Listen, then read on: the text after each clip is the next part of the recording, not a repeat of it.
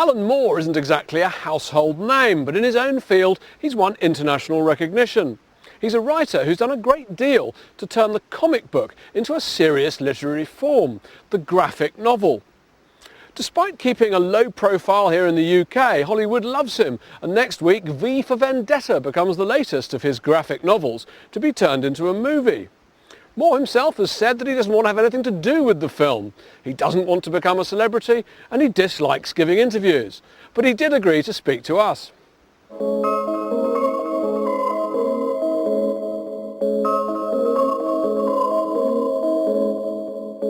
There are things that are possible in comics that would not be possible anywhere else. You're completely lost in this mesmeric world of words and images, and that's pretty much how I spend most of my day. I believe Alan Moore is the most obscenely underappreciated artist working in the world today, working in any field. He proves that you can take the most degraded form, like the comic strip is to the British intelligentsia, and you can make it significant. He is the greatest single creator of popular and thought-provoking fiction working in the medium of comics today.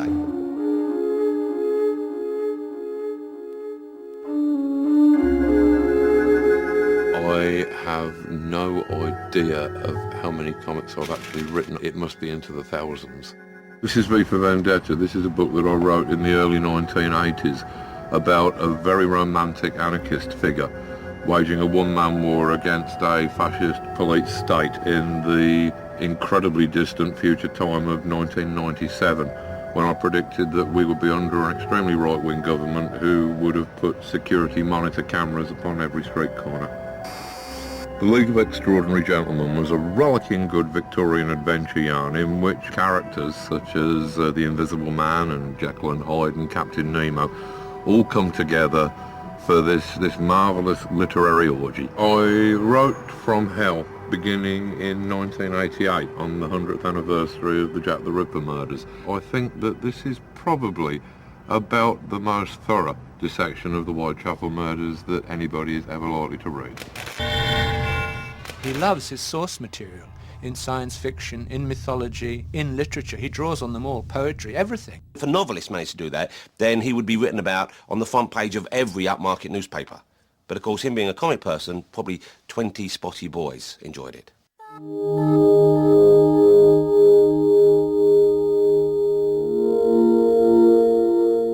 When I first started actually writing superheroes and was looking for a way to perhaps make my superhero stories different to the ones that were currently out there, I decided that you could probably get an awful lot of mileage out of simply considering these frankly rather absurd characters in a context of the real world. We had an episode in Watchmen where we report the death of a superhero who's got his cape stuck in the revolving door of a bank that he was trying to save from armed robbers and has simply been shot, which was another thing. Why doesn't anybody just shoot them?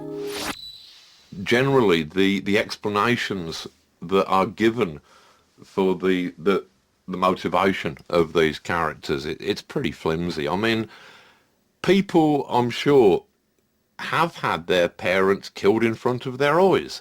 I think that would probably lead to a life in analysis and probably all sorts of personal problems. It probably wouldn't lead to you becoming a bat-themed vigilante.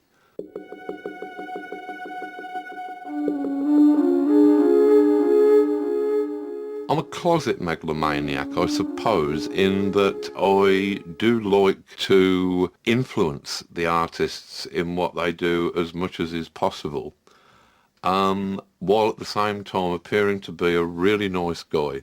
This is a page of the script from very early on in the second volume of the League of Extraordinary Gentlemen. The very first image upon those pages, the description of it is this bottom part of the page here, and then this entire page of description here, which ends up with a 3-word episode title as the only words upon that image.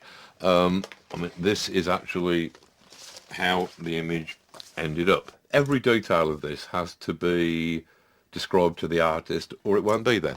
Here's just an excerpt from that huge sprawl of type that is the first panel description.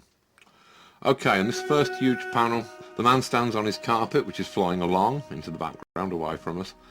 A massively wide and deep canyon. The most prominent feature of the sky is not the stars, but the 2 bright visible moons that hang in the rough V of sky above the canyon. I don't know whether you can find some books, perhaps by my uncle Patrick Moore, that will show photographic reference of the 2 moons of Mars, Phobos and Deimos. If you can't find anything, just make it up, although I seem to remember reading that one of them, possibly Deimos, was irregular in shape and also thought to be hollow. Not that that's in any way important visually, of course. I just like to share my gigantic and polymathic intellect with those of you who are perhaps less fortunate. Please don't hate me for being wonderful. So that is basically, that's the kind of panel descriptions, and it goes on for another half page after that. And I could have just said there's a guy on a flying carpet going down a canyon.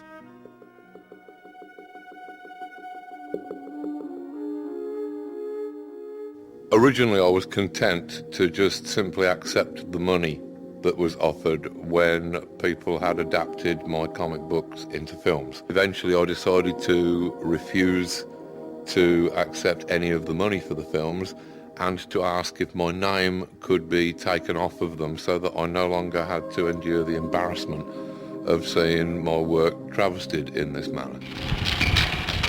The first film that they made of my work was From Hell, which was an adaptation of my Jack the Ripper narrative, in which they replaced my gruff Dorset police constable with Johnny Depp's absinthe-swigging dandy.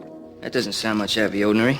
The next film to be made from one of my books was the regrettable League of Extraordinary Gentlemen, where the only resemblance that it had to my book was a similar title. Eyes open, boy. Can't protect you all the time. The most recent film that they have made of mine is apparently this new V for Vendetta movie, which was probably the final straw between me and Hollywood. They were written to be impossible to reproduce in terms of cinema. And so why not leave them simply as a comic in the way that they were intended to be? And if you are going to make them into films, please try to make them into better ones than the ones that I have been cursed with thus far.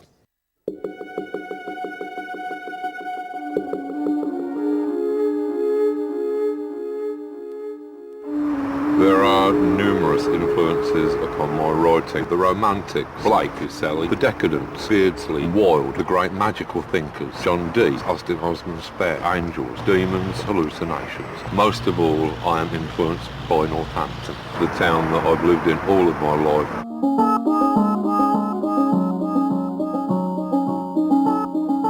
All of these stories of remote alien worlds or fantastic locations have been in some way about Northampton. In one sense, it is the most central town in the entire country, and in another sense, it's probably one of the most marginal towns that you could imagine. He's like Napoleon in a kind of odd self-enforced exile in Northampton. However, I wouldn't have it any other way. I don't want him to be appreciated.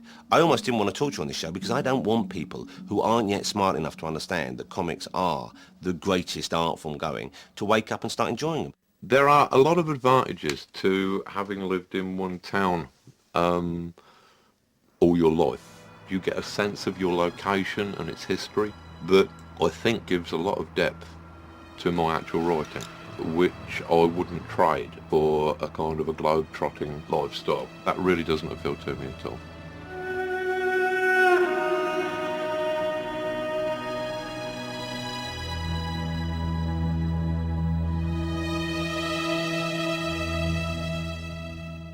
Alan Moore